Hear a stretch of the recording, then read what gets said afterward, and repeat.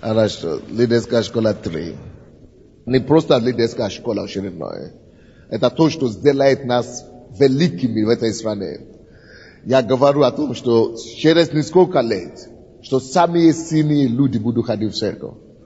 Это начало этого процесса. Я буду давать вам руки, ключи тому, чтобы не только состояться, но отличаться во имя Иисуса Христа.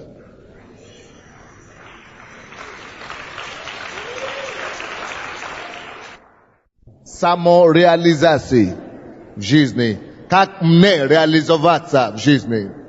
Как мне реализовать себя? Как мне реализоваться в жизни? Как реализоваться в жизни? Как реализовать себя в жизни? Принципы самореализации в жизни. Как мне реализовывать себя в жизни? Друзья, то, что вы должны знать, вчера я проповедовал из Бытие, 1 глава, 12 стих. Мы продолжаем это дело. Откройте Бытие, 1 глава, 12 стих. Бытие 1:12. Принципы самореализации в жизни. Или как мне реализовать себя в жизни. Принципы самореализации. Согласно Бытие 1:12, и произвела земля зелень, траву, сеющую семя по роду ее, и дерево, приносящее чего? Плод. Приносящее чего? Плод. Плод. Так?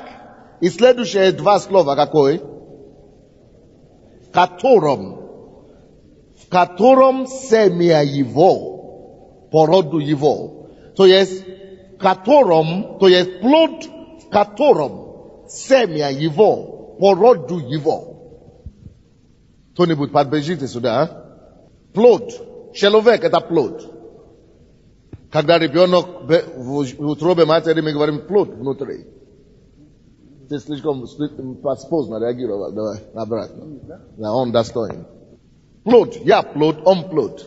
И написано плод, в котором каждое семя внутри себя. Или как там написано? Семя внутри себя, да? По роду своему себе. Каждый плод в себе, внутри себя имеет семя. Плод, в котором семя его, по роду его, внутри его. То есть семя, каждый плод имеет внутри себя что-то. Если вы есть плод, это принцип Бога. Допустим, он положил плод яблока. В этом яблоке есть что? Семя. Мы сеем семя. Мы высвобождаем из плода яблоки, семени яблоки, зерно, семени. И сеем это семя. И потом, когда мы сеем это семя, вырастает яблони, дерево. А потом оттуда много уже плода, а потом внутри них еще много семени. А потом еще много, вот это принцип, как Бог творил все. И все творит по этому принципу. Он создал два человека. Один человек. В одном Адаме был семя. Это семя было выпущено. А потом с этого одного Адама наполнило весь мир. 5 миллиардов сейчас. Алло, о чем это говорит нам сегодня? Каждый человек, как плод, представляется в себе семя, содерживает в себе семя, величия, семя, которое должно возрастаться в жизни. Есть в нем семя, таланты, призвание, предназначение, способности. Есть в каждом плоде, в каждом человеке все необходимое, чтобы вы состоялись как человек. Не просто для себя самого, но чтобы плодиться и не просто принести плод. Но потому что каждое семя имеет способность не просто воспроизвестись, но еще возрастать, размножаться и наполнить землю. Поэтому мы все можем быть лидерами. Мы все можем состояться как лидеры. В нас вложено. Мы есть семья Авраама. Мы есть семья, мы есть плод. В нас есть семья. В каждом человеке есть свое семья. В каждом человеке есть свои способности. В каждом человеке есть свое призвание. В каждом человеке есть свои таланты. Есть определенные разные семена, которые в каждом плоде. Для того, чтобы вы могли стать кем-то в жизни.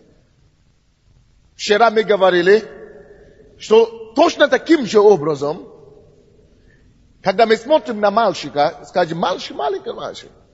Кто-то смотрит и говорит, что ну, неудачник, какой ты, какой. Но в этом мальчике есть мужчина.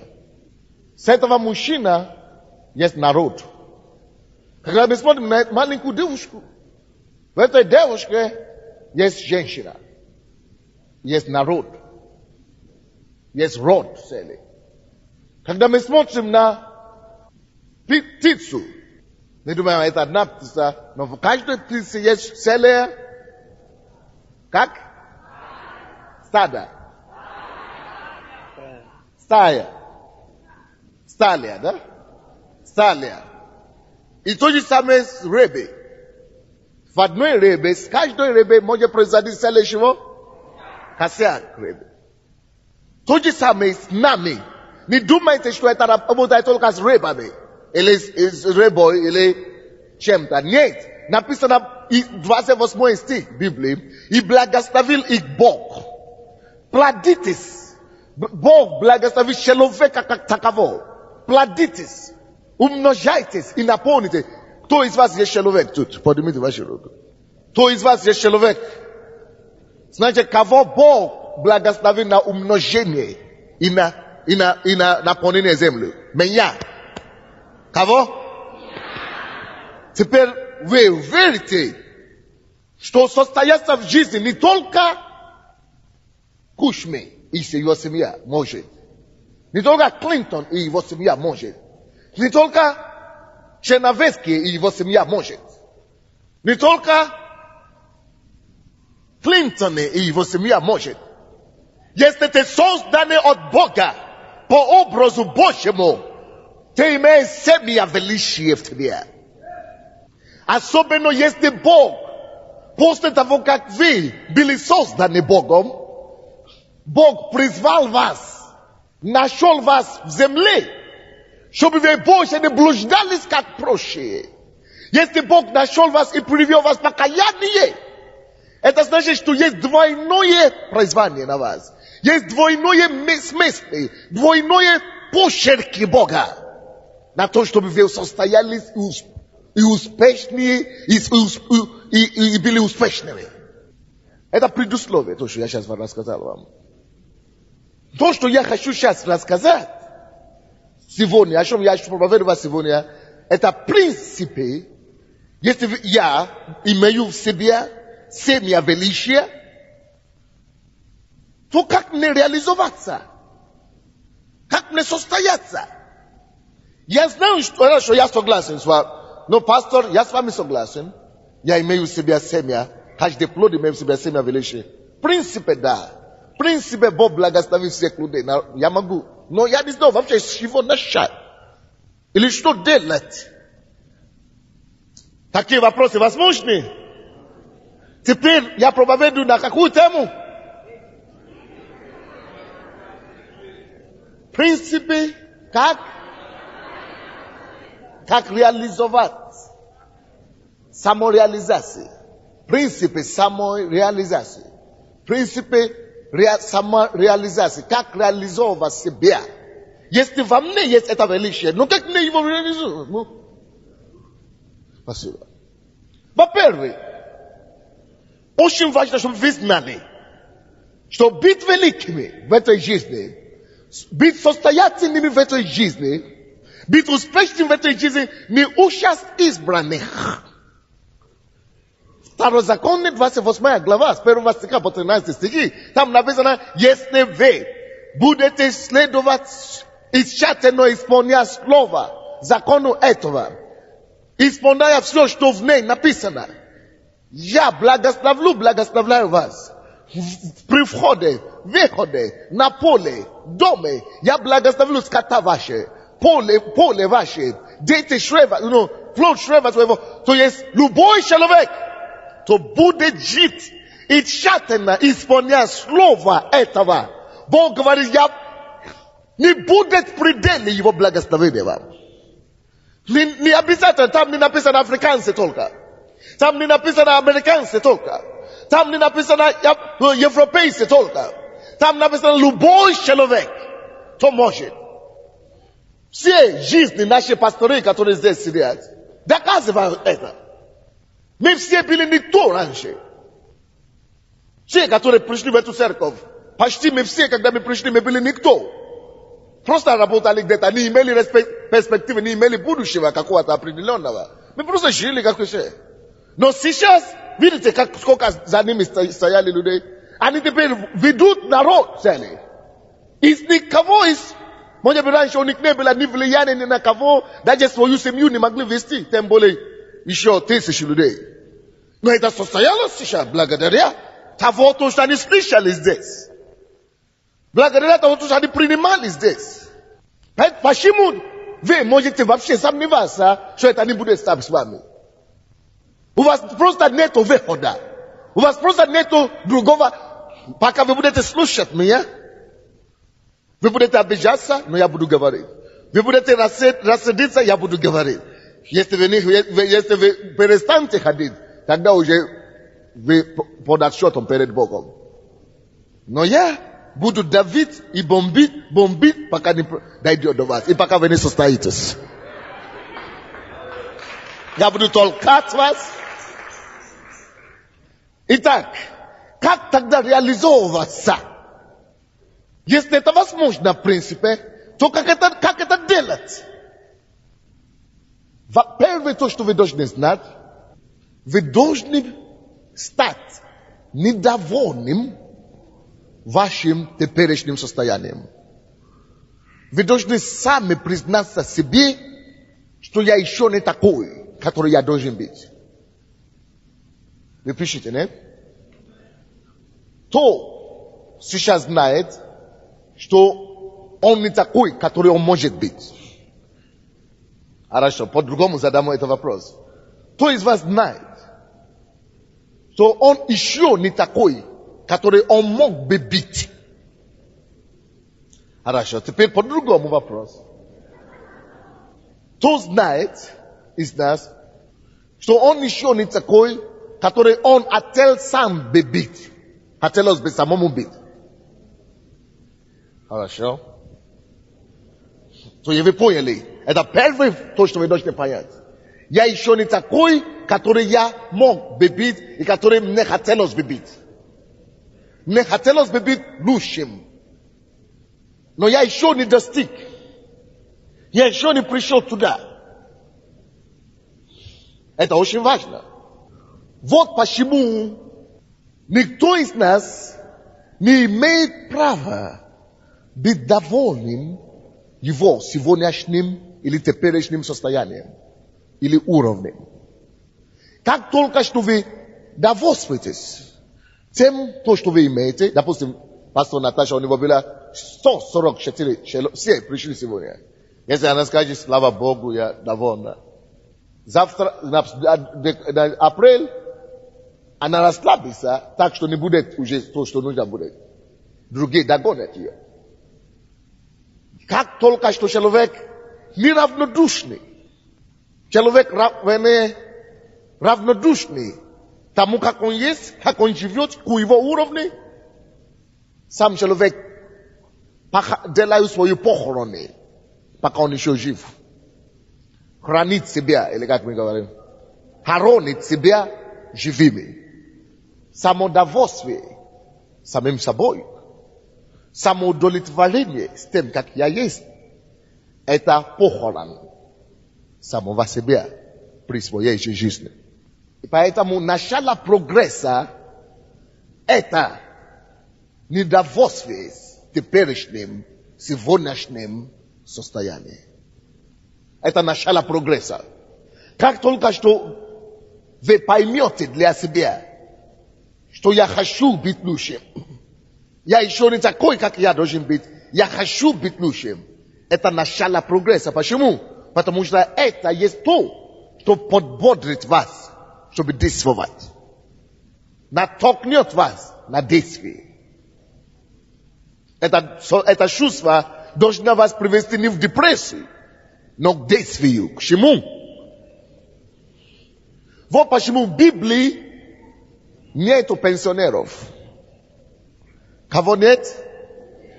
Потому что идеи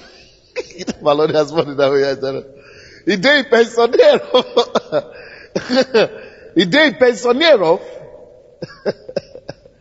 это то, что я уже все сделал. Я уже закончил работу. Заслуженный. Как? Отдых, да, я уже заслуженный отдых. В Библии нету пенсионеров. 2 Тимофею, 4 глава. 7-8 стихи. Как раз наоборот там говорит. Наша пенсия только на небе, друзья.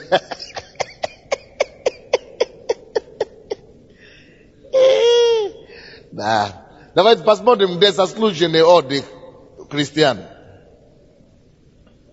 2 Тимофею 4:7.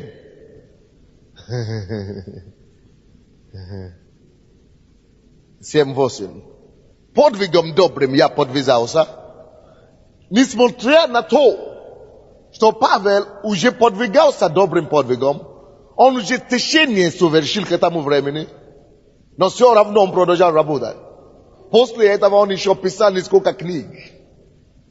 Подвигом подвязался, я добрым подвигом подвязался, течение совершил, веру сохранил, а теперь готовится мне венец правды, который даст мне Господь, праведный судья, в день тот. И не только мне, но всем возлюбившим явление Его. Напишите, явление Господа. До явления Господа у нас с вами есть потенциалы для умножения, увеличения, роста и распространения. Допустим, если мы возьмем с вами семя яблока, и с этой семени выросло яблоко большое, а потом мы посадили, а потом выросло, да? Дальше. Когда прекратится, на какой стадии, кто знает? Прекратится, не прекратится никогда, прекратится только тогда, когда мы перестанем сеять. Точно так же, как рыбы. Если один рыба производит другое и так далее, множество, какой стадии она должна прекратиться? Никогда. Вот то, как наша способность, наш успех должен быть. Нет ограничения нашему успеху, пока мы сами не прекратимся. Вы не поняли? Нет? Говорят, повторите, кто меня понял? Подойдите кто-нибудь, кто понял, Давайте, пастор Ольга. Делайте пример с рыбой, совсем. Если пастор говорит, что в каждом заложено семя, допустим, в яблоке есть семечко, и из этого семя получается яблоня, оттуда получаются яблоки, в которых опять семена, то по идее не прекратится это размножение до тех пор, пока мы сеем, так? Пока эти семена будут падать в землю и вырастать опять. То же самое рыба. Если она размножается, то она не прекратит размножаться до тех пор, пока она размножается. Правильно? И точно так же в нас заложено семя. Но семя не имеется в виду только производить род человеческий. Но наши способности, наши возможности, они не ограничены. Точно так же, как из рыбы из одной происходит неограниченное количество рыб, из яблока происходит неограниченное количество яблок, также из нас неограниченное количество наших способностей может производиться. И нет конца этому успеху, пока мы продолжаем верить в себя и думать, что я еще не достиг. Вот почему Филиппийцам 3 глава, 17-18 стихи, Павел говорит что совершенные должны так думать, что я простираюсь вперед, выше почести Христовой. 12 по 14 стихи, я прошу прощения. Филиппийцам, 3 глава, 12 по 14 стихи. Говорю так, не потому, что я уже достиг, почему он так мыслит, что я еще не достиг. То есть он постоянно недоволен свой теперешний уровень. Потому что он знает, что если я буду постоянно думать, что я еще не достиг, я этим могу простираться еще больше вперед. И этим самым умножать и расширять границы моего успеха. Вы понимаете меня, нет? Единственное, что может это остановить, это если либо мы уйдем от Бога, потому что если мы уйдем от Бога, тогда получается, что это то же самое, как мы вырваны из корня. Наша корень, ком Творце. Бог есть наш Творец. Он есть наш корень. Если мы уйдем от Бога, мы вырвали себя из корня. Поэтому рано или поздно мы засохнем, как дерево, которое вырвано из почвы. И рано или поздно это дерево засохнет. Это единственное, что может нас остановить. Второе, что может нас остановить, если мы сами остановимся. Поэтому Павел не может себе такое позволить, допустим. И что Павел говорит, он говорит здесь, говорю так, не потому, что уже достиг, или усовершенствовался, но стремлюсь, вот чувство того, что я еще не такой, как я должен быть, подвиждает нас, толкает нам к тому, чтобы стремиться дальше, тому, кто я должен еще быть. Стремлюсь, не достигну ли я, как достиг меня Христос, Иисус. Братья, я не посчитаю себя достигшим, а только, видите, никто из нас не должен посчитать себя достигшим.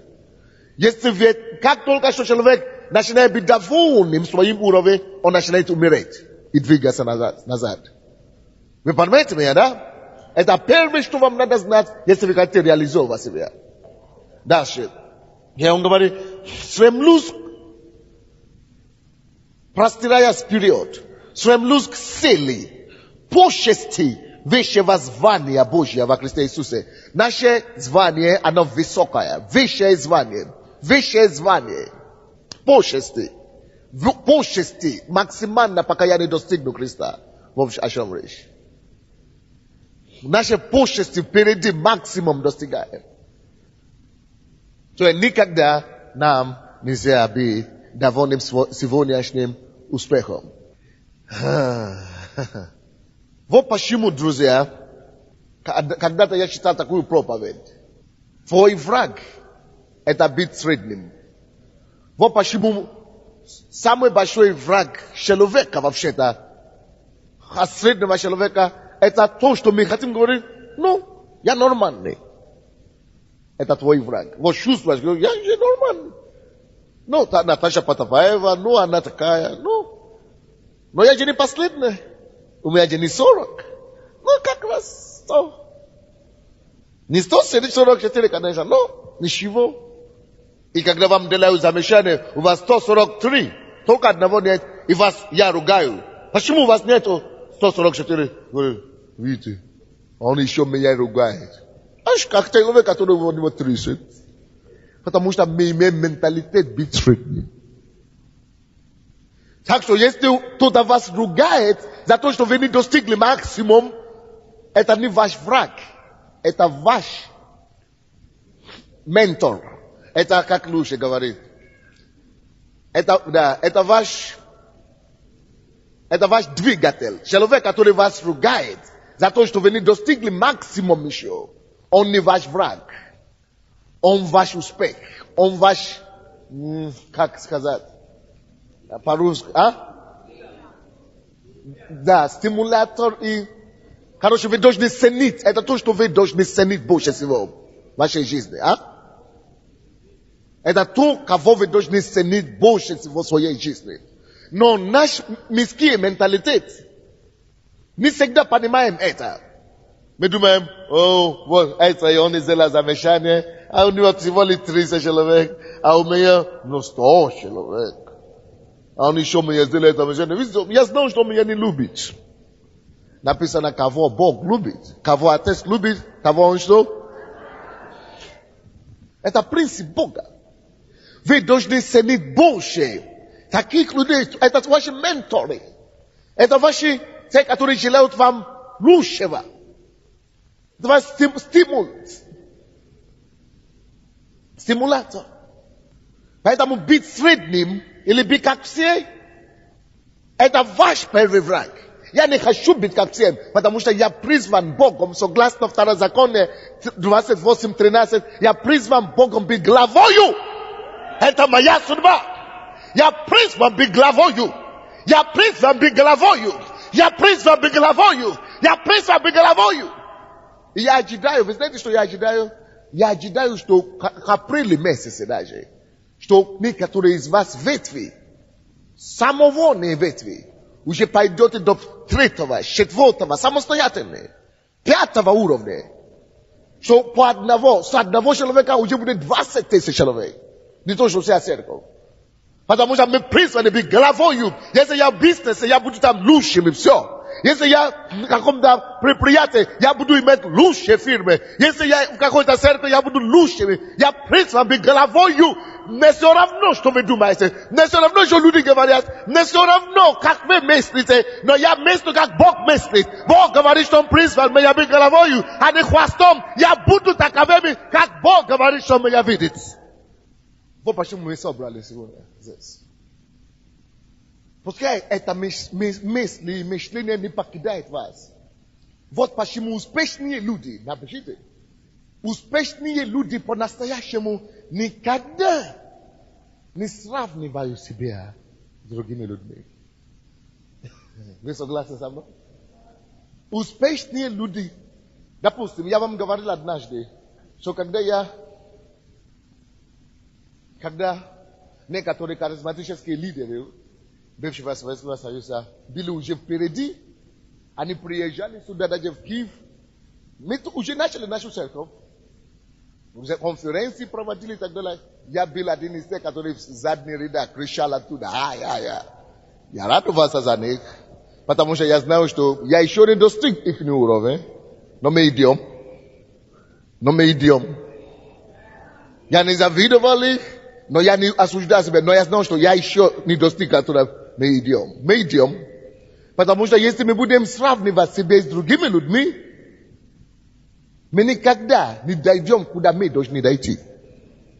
Вот почему 2 Коринфянам, давайте быстренько откроем. Но теперь, допустим, если меня раньше не приглашали на первый ряд, то теперь это мы должны приглашать их в первый ряд.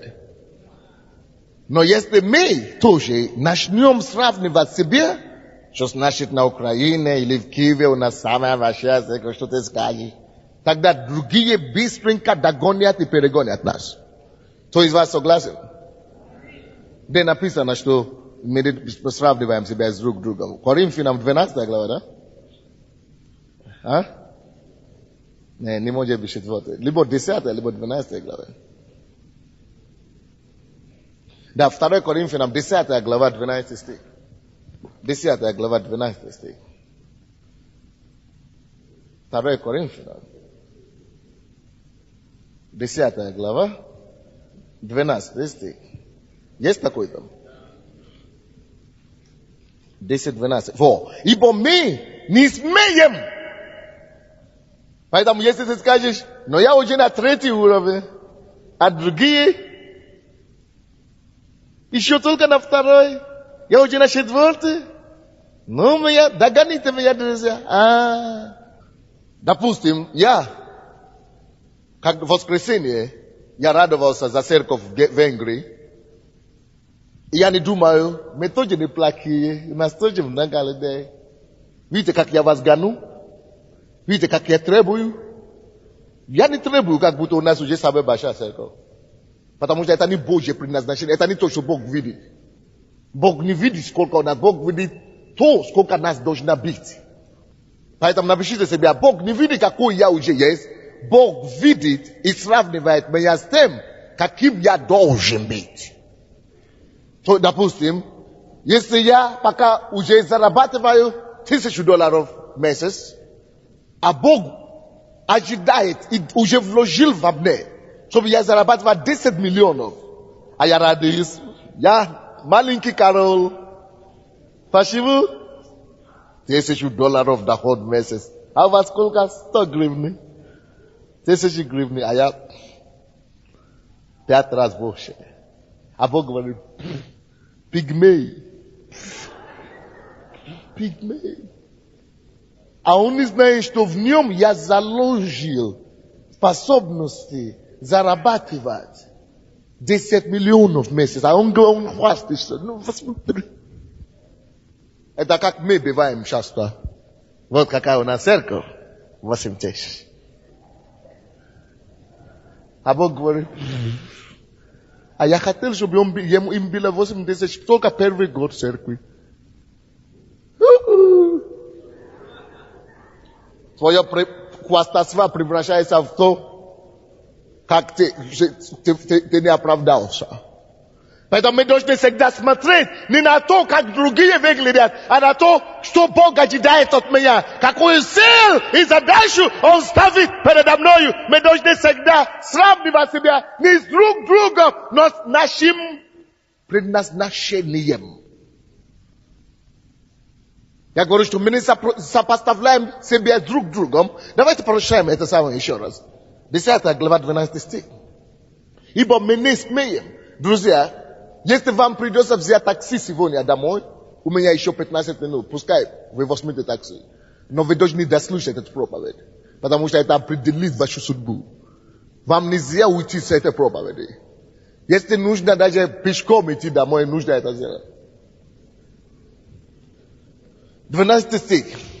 Ибо мы не смеем сопоставлять или сравнивать себя с теми, которые сами себя выставляют. Они измеряют себя самими собою и сравнивают себя с собою неразумно. Почему неразумно сравнивать себя с другими или самими собою? Это потому что в это время, я, допустим, говорю, мы в Киеве. Наша церковь вторая самая большая церковь в Европе или третья. Потому что даже та церковь в Венгрии, где у них 50 тысяч человек, это после Венгрии. А в центральной церкви и область, и все области как бы 7 тысяч все вместе. Значит, даже не могли бы сказать, ну даже а нас только в Киеве 8 тысяч. Ерунда. Потому что сравнивающие себя с друг другом неразумны. Почему Бог говорит неразумны? Потому что Бог хочет, Бог говорит, он вообще понял все превратно. А я хочу, чтобы вы сравнивали себя вашей судьбой. Своей судьбой. Своим предназначением. Сравнивать. А я хочу, чтобы он сравнивал себя с тем, той силой, которой я его призвал. Тем высотой и вершиной жизни. Тем меркой, которую я ставлю перед ним. А он сравнивает себя с маленькими человеческими мерками. Друзья, сравнивать себя с другими и говорить, что вот я нормальный, я средний. Это похорон.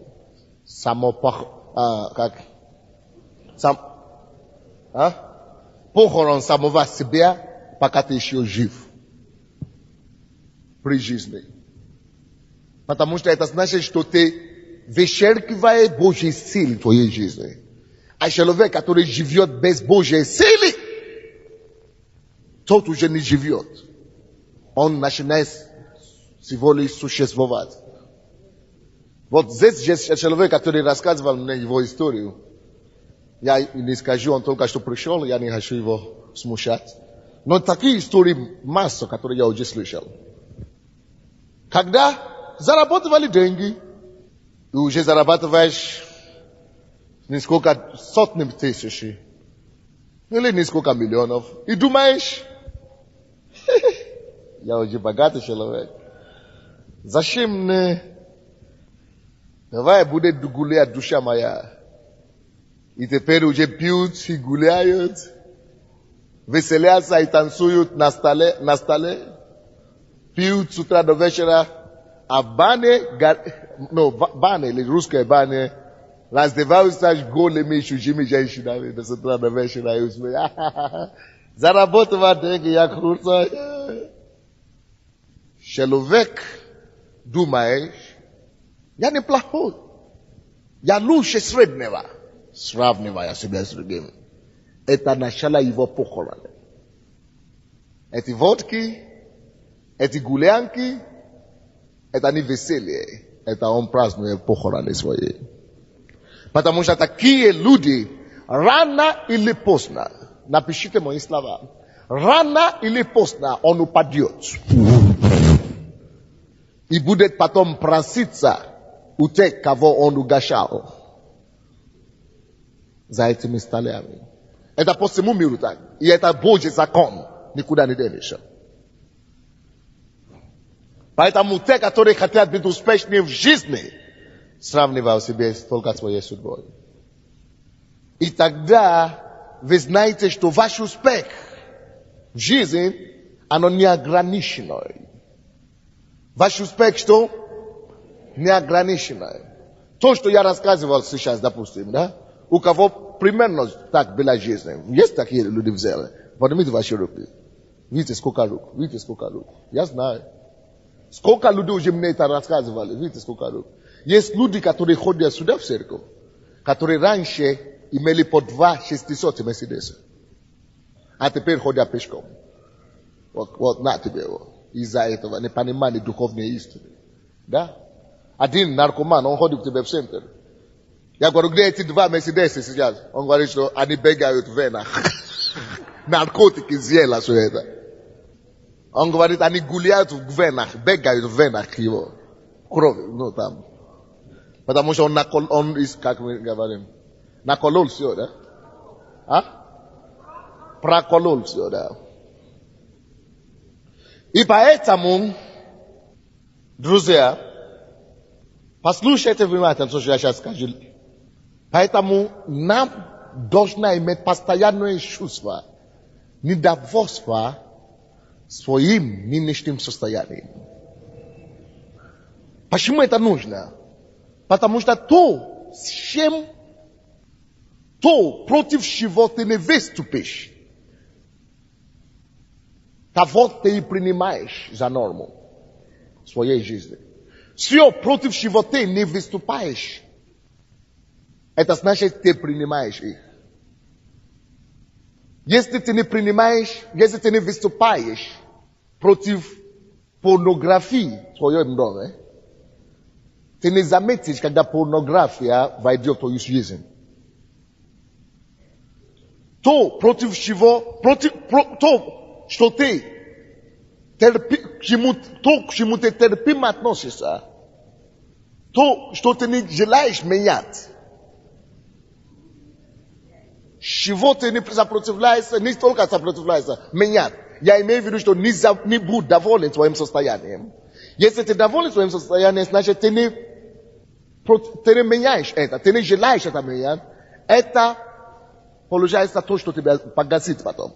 То, что тебя надавит потом. То, что тебя потом пожрет. Так что если мы находимся в состоянии какой-то, даже успеха, мы должны всегда желать менять это к лучшему.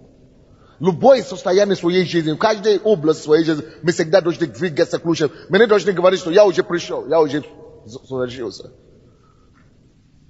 Это проблема. Вы не сможете никогда победить то, что вы не желаете менять. Вы не сможете перейти эту стадию. То есть вы сможете меняться в вашей жизни, вы сможете улучшить свою жизнь, вы сможете улучшить свои показатели только когда вы становитесь недовольны тем, как вы есть. Недовольны с той стадии, в которой вы находитесь. Потому что это самодовольствие становится потом преградой вашего будущего успеха. Получается, что сегодняшний успех, даже если он хороший, сегодняшний показатель может стать может стать врагом завтрашнего успеха. Напишите, сегодняшний успех, сегодняшний показатель может если я буду довольным этим показателем, будет моим чем завтрашним успехом, врагом завтрашнего успеха. Вы понимаете, что я говорю? Поэтому мы всегда стремимся. Поэтому Павел говорит, что я всегда стремлюсь вперед. Конечно, вам всем придется еще взять кассеты и переслушивать, потому что все равно. И поэтому, послушайте, что я скажу следующее. Поэтому, друзья, Бог допускает проблемы, трагедии, кризисы в жизни христиан. Напишите это большими буквами. Чтобы они могли меняться и изменять свой статус-кво. Вы знаете, что такое статус-кво? Кво.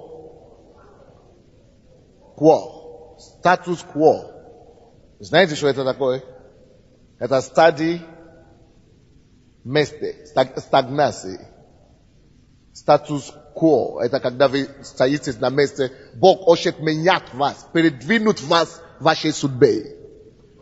Поэтому напишите также, вот почему проблемы не всегда мои враги.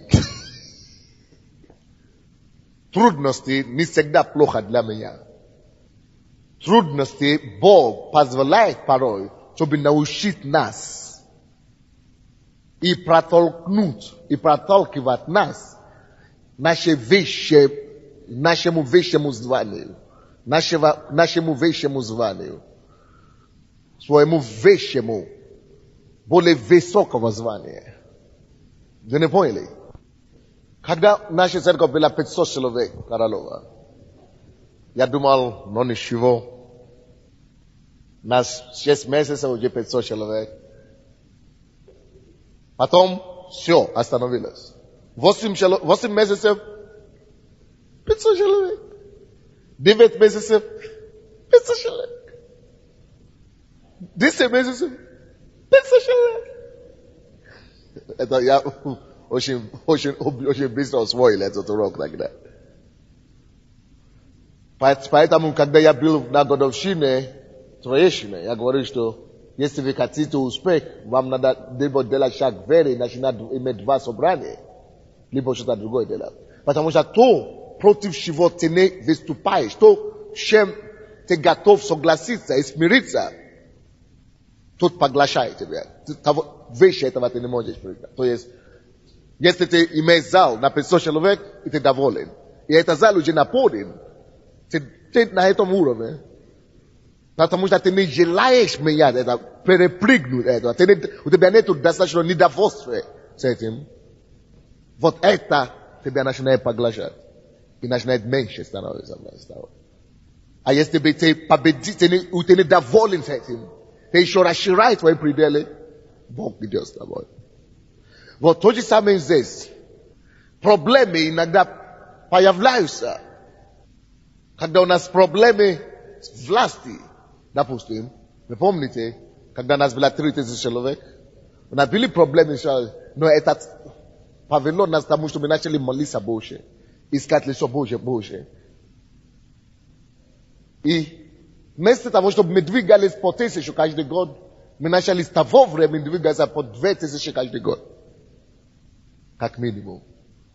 И сейчас Бог дал нам, благодаря этим проблемам, после этих проблем, это самое. Проблемы вообще-то это Божье, как называется? Это Божье, как это, чтобы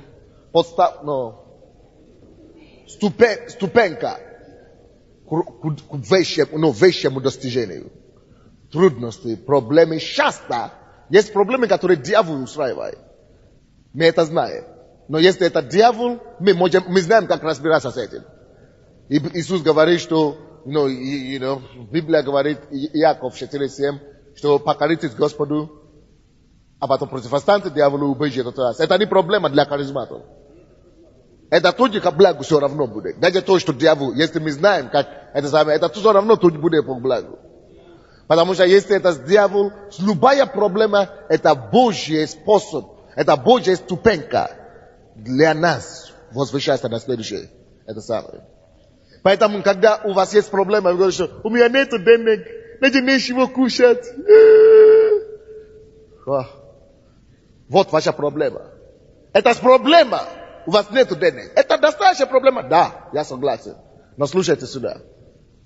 Если вы будете плакать перед этой проблемой, вы будете sink. Вы будете войти тонуса глубже. Тонуса в этой проблеме глубже. Но если вы скажете, Господь, у меня нету чего кушать, что ты хочешь меня учить, что мне надо делать? Бог говорит, что выбрасывайте мусоры, начни собирать мусоры для твоих соседей. Может быть, это станет твоим бизнесом, с которого ты будешь зарабатывать миллионы.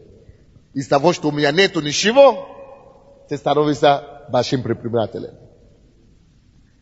Когда у нас были эти проблемы больше всего, я думаю, что это то, что больше всего нам помог. Я всегда молился, Господь, я не хочу, чтобы эта проблема закончилась, пока я не научу тот урок, который ты хочешь мне преподать. Это я так молился. Я не хочу видеть конец этой проблемы, пока я не изменюсь до конца, пока я не пойму то, что ты хочешь мне сказать. Поэтому я всегда искал, что Бог хочет мне это сказать. По таким отношениям проблема всегда становится ступенькой для вас. Так, напишите. Я могу превратить все мои неприятности в ступеньку для своего роста. Так что, если вы еще не набрали 12 сейчас, это проблема. Но вот эта проблема, что вы еще не набрали 12, поведет вас к тому, чтобы обнаружить внутри себя, что, оказывается, я могу вести людей. Я буду искать, и когда вы найдете этих людей, это открывает сокрытые у вас способности и потенциалы. Это толкает вас к тому, чтобы думать. Допустим, благодаря проблеме холода, люди придумали куртки и пальто.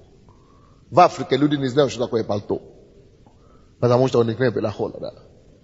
Благодаря проблеме с передвижением, люди придумали транспорт. Сначала автомобиль, а потом самолет. Благодаря проблеме расстояния. Благодаря проблеме энергии, мы имеем электростанции сейчас. Скажи, проблема это благо. Вот некоторые из вас даже боялись это говорить. Друзья, если у меня нет проблем, я создаю проблемы для себя. Вот все то, что вы видели, что я делаю, это я сам себе создаю проблему. С целью, чтобы я мог перепрыгнуть до следующей стадии. Хорошую проблему, то есть, задачу ставить перед собой.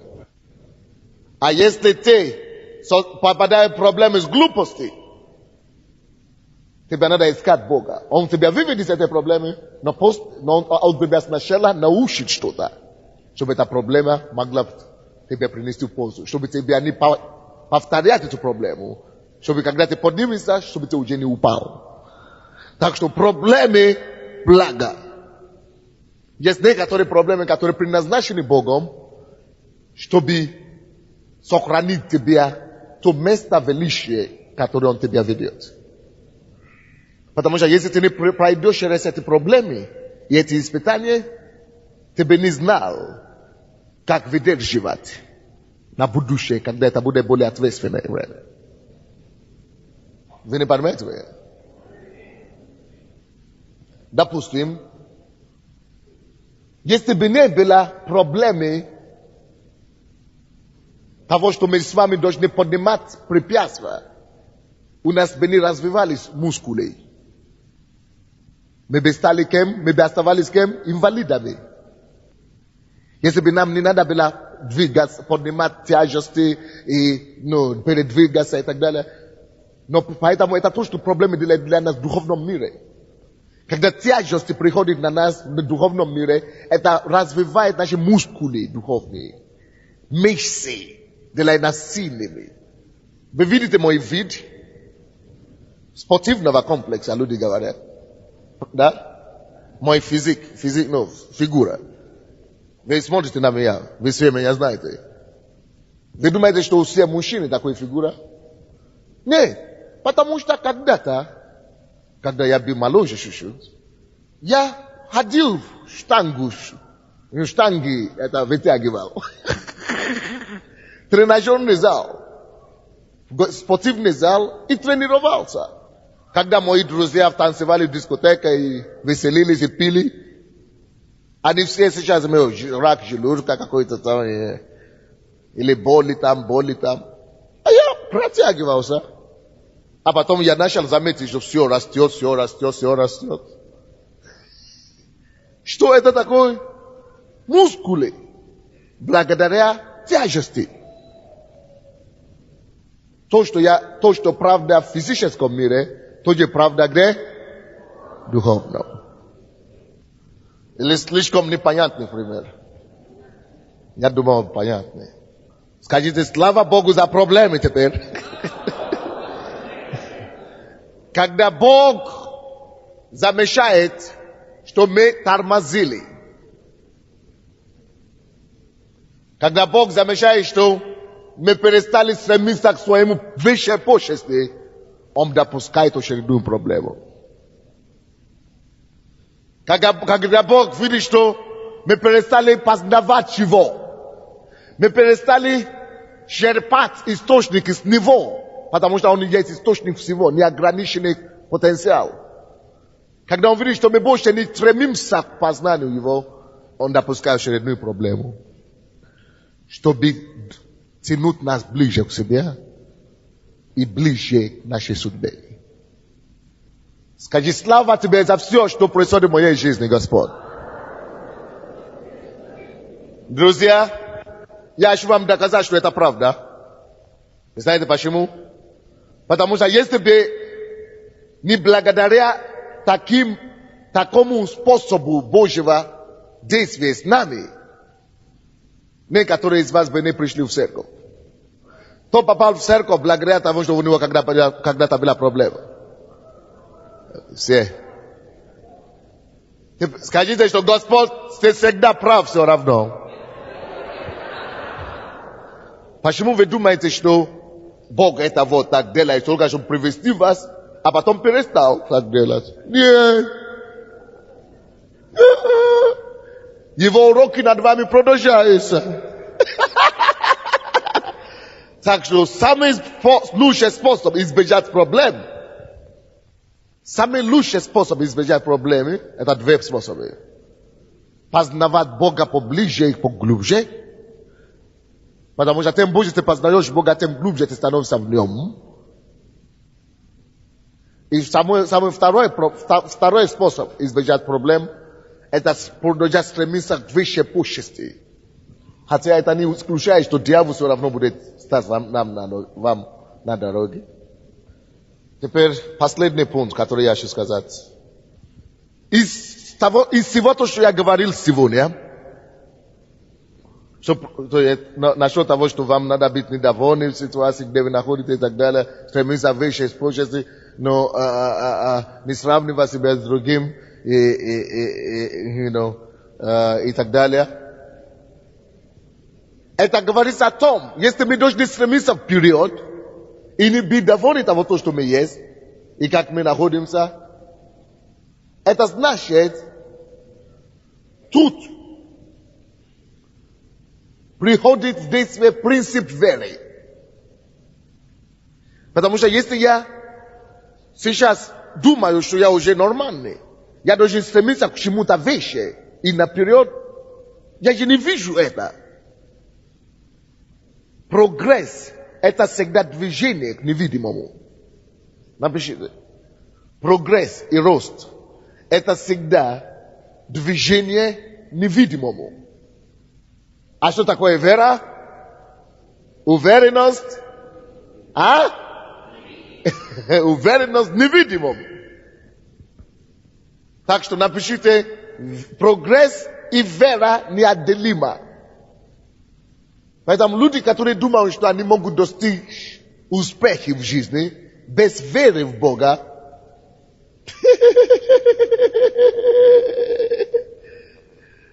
Их успех, вы знаете, как это называется? Шариковые успехи. Шарики. Знаете, как? Пузыри. Менные пузыри. Во. Надутые. Без содержания.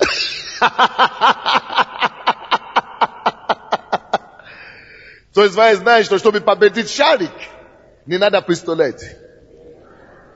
Надо только что? Уголка.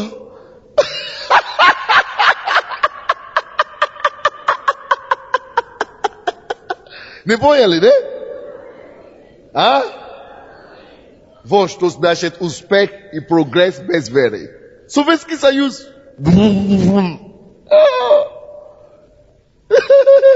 А потом уголки. Они думают, США против нас, весь мир против нас, надо вооружаться. А когда Богу надо было умолять, Горбачев. Оказывается, не надо ядерное оружие, не надо Америка, не надо какие-то ученые, не надо какие-то война, Третья мировая. Успокойся. Горбачев маленький. Горбачев. Уголок хватает для шарика. Успех без веры. Успех без программ, прогресс без веры. Вот к чему приводит. Падение очень быстрое получается. Очень мгновенное. Очень стремительное поражение бывает. Когда есть успех без веры, это стремительное поражение. Так что, когда мы говорим об успехе, и когда мы говорим о прогрессе, мы говорим о том, что мы двигаемся к чему-то хорошему, но который мы еще не видим. Но который мы знаем, что где-то там есть. Невидимое. Это есть вера. Уверенность невидимым. Поэтому никто не может осуществлять и реализовать себя в жизни. Принцип реализации самого себя мы проводим без веры. Вы должны верить, что я знаю, что я состоюсь. Евреям 11:1. Вера есть уверенность невидимым. Я не вижу этого, я не вижу вообще доказательства, я не вижу вообще показателей, я не вижу вообще предпосылки к тому, что я могу вообще состояться или иметь что-то. У меня вообще денег нет, у меня вообще копейки нет, у меня вообще ничего нет. Во, как раз. Потому что если бы это есть, не нужно было бы веры. А успеха без веры не бывает. Или это будет надутые шарики только. Поэтому Бог должен тебя привести к такому состоянию, что ты должен будешь веровать. Когда ты знаешь, что что-то есть, но у тебя нет средства. Когда ты можешь доверить за Богу. Кто-нибудь есть? Поэтому вера, скажите, вера это моя оружие. Моему будущему. Моей судьбе. Слава тебе, Господь. За всего того, чего у меня нету пока. Потому что благодаря тому, чего у меня нет, чего у меня нет, я могу верить. Я могу верить. Слава Богу за того, что у меня нету пока. Потому что благодаря этому я могу верить Богу. А вера в невидимом залог успеха. Слава тебе, Господь. Yes, дайте ему аплодисмент.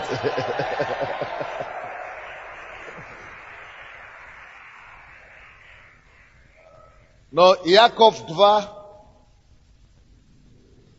что Иаков 2 говорит? Вера без дел. Это значит, если я верую, что я состоюсь, что во мне есть семя величие, я должен начинать что-то делать, действовать в это направление. Моя вера требует от меня чего? Мое действие. Значит, если, допустим, я знаю, что я должен быть миллионером однажды, а сегодня я зарабатываю $10 в месяц. Но самое главное, не сколько я зарабатываю, а то, что я достигаю успех каждый день. Потому что если сегодня, вчера я зарабатывал $1, теперь я зарабатывал 5, завтра 10, это не масштаб, но это прогресс. Самое главное, что я двигаюсь в нужное направление. Я иду к моей цели. У меня вера есть, и у меня есть осуществление моей веры. Потому что вера не только есть уверенность в невидимом, она еще и есть осуществление ожидаемого. То есть то, что я ожидаю, я осуществляю, я что делаю, двигаю, действую в это направление. Осуществляю, действую направление моей веры. Даже если это немножкие и незаметные движения, самое главное, что я осуществляю это направление. Вот то, что мы делали сегодня, построили людей, это осуществление ожидаемого. Теперь наше ожидание какое? 1728 групп, и людей, у каждого человека, поэтому мы ставили цель. Вера, уверенность и осуществление. Мы говорим вам, мы учим вам, мы кормим вас, мы проповедуем сегодня. Для чего? Потому что мы имеем вера. Вера залог успеха. Станьте на ноги. Дайте аплодисменты Иисусу, друзья.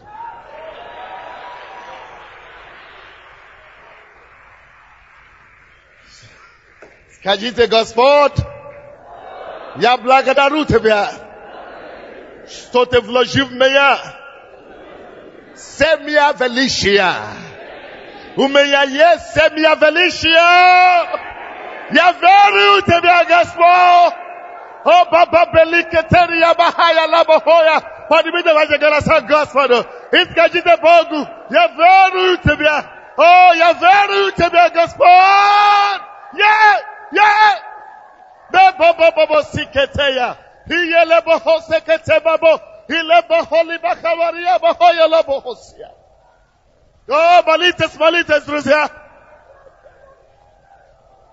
Исповедуйте свою веру. Провозглашайте того, что вы верите. Декларируйте свое величие. Декларируйте свою веру. Аллилуйя. О, молись Богу. Провозглашай то, что должно быть. Провозглашай то, что должно быть. Yes, Lord.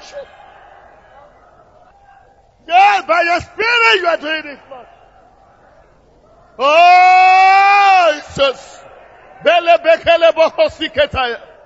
Ile bohosikete bolokotobarea. Oh, соберите ваши мысли. Какие твои цели в жизни? Какие твои стремления в жизни? Скажи Богу, я верю в это. Я верю, что я состоюсь. Я верю в это призвание. Я буду действовать. Я буду делать шаг вперед. Именем Иисуса. Я благодарю за испытания. Я благодарю за обстоятельства. Я благодарю за проблемы. Именем Иисуса. Ибо они меня приближают к своей вершине. Именем Иисуса. Я верю в Тебя, Боже. Я не сравниваю себя ни с кем. Я не сравнивал себя с другими. Я двигаюсь вперед. Молитесь, друзья. Сравнивайте себя с кем-то. Сравнивайте себя свое будущее. Не будьте довольны сегодняшним состоянием. Сравнивайте себя своим призванием. Именем Иисуса. Мелебо-лебо хосикетерия балабанда.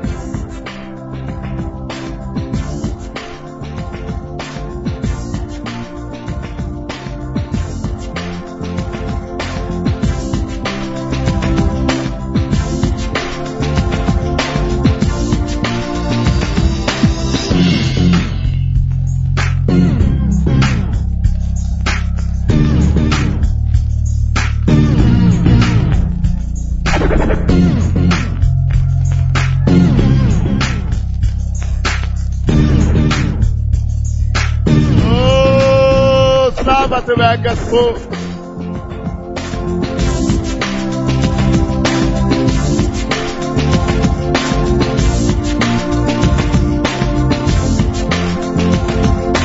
Призовите помощь Духа Святого. Призовите действие Духа Святого. Чтобы Бог помог вам. Чтобы Бог вам приблизил к вашей цели. Чтобы Господь вам раскрыл вам ваше призвание поближе. Чтобы Он подвел вам вечность вашей почести.